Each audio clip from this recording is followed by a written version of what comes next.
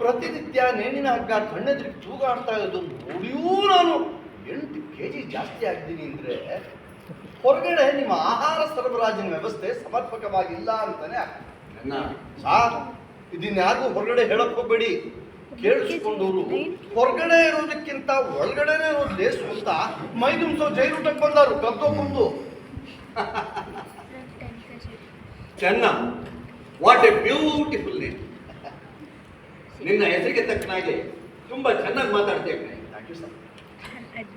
ಚೆನ್ನ, ನೀನು ಕೊಲೆಗಾರನಾದೆ, ಆದ್ರೆ ಕಲೆಗಾರನಾಗ್ತೀನಿ. ಕಾದಂಬರಿ ಬರೆದು ಅದು ಆಗಿದೆಯಲ್ಲ ಸಾರ್. ನೋಡು ಚೆನ್ನ, ನಾವು ಗಲ್ಲು ಶಿಕ್ಷೆ ನೀಡೋದು ಅನ್ನ ಹುಟ್ಟೋದಕ್ಕಲ್ಲ. ಒಬ್ಬ ಇನ್ನೊಬ್ಬನ ಕೊಲೆ ಮಾಡಿದ್ರೆ ಅವನಿಗೂ ನೇಡಿನ ಭಯ ಇರಲಿ ಅಂತ. ಹಗ್ಗದ ಭಯವಿದ್ರೆ ಇನ್ನೊಬ್ಬ ಇಂಥ ಕೃತ್ಯವನ್ನ ಮಾಡೋಲ್ಲ ಅಂತ ಅಂತ ತಾವು ತಪ್ಪಾಗಿ ತಿಳ್ಕೊಂಡಿದ್ದೀರಿ ಅಂತ ನಾನು ಈ ಕಾದಂಬರಿ ಬರ್ತಿದ್ದೀನಿ ಸರ್. ನನ್ನ ಮಾತು ಕೇಳ. ಈ ಹಗ್ಗ ವಸ್ತು ಅದೆಷ್ಟು ಶತಮಾನಗಳನ್ನು ಸರ್. ನಾನೇನು ಇದು ಪ್ರಾರಂಭೋತ್ಸವ ಮಾಡ್ತಾ ಇದ್ದೀನ. ಎಷ್ಟು ಜನರ ಕುತ್ತಿಗೆಗಳನ್ನ ಹೊಸ್ಕ್ ಹಾಕಿಲ್ಲ ಈ ಹಗ್ಗ. ಆದ್ರೂ ನಾನು ಕೊಲೆ ಮಾಡಿದೆ. ಈ ಹಗ್ಗ ನಾನು ಕೊಲೆ ಮಾಡೋದನ್ನ ತಪ್ಪಿಸ್ತೇನೆ.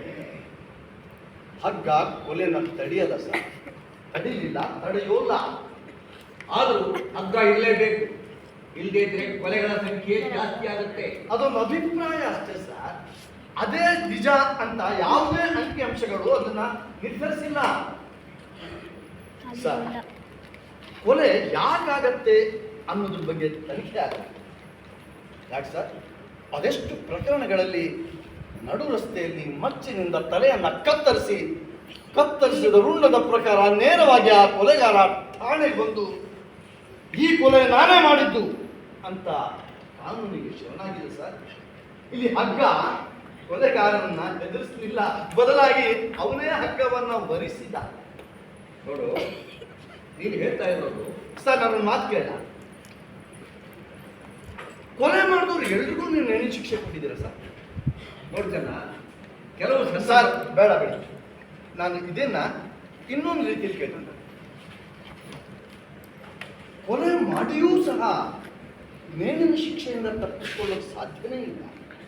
ಸಾಕ್ಷಿಗಳು ಸರಿಯಾಗಿಲ್ಲದೆ ಇದ್ರೆ ಅದನ್ನೇ ಸರ್ ನಾನು ಬಂದಿರೋದು. ಅದನ್ನೇ ನಿಮ್ಮ ನ್ಯಾಯ ಯಾತ್ರ ಮೇಲೆ ನಿಂತಿದೆ ಅಂತ. ಶಿಕ್ಷೆಗೆ ಮುಖ್ಯ ಕೊಲೆ ಅಲ್ಲ, ಸಾಕ್ಷಿ.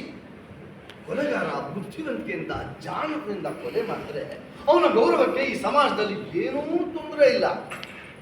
ಎಂಥ ಸಾಕ್ಷಿ ಸರ್ ಇದು?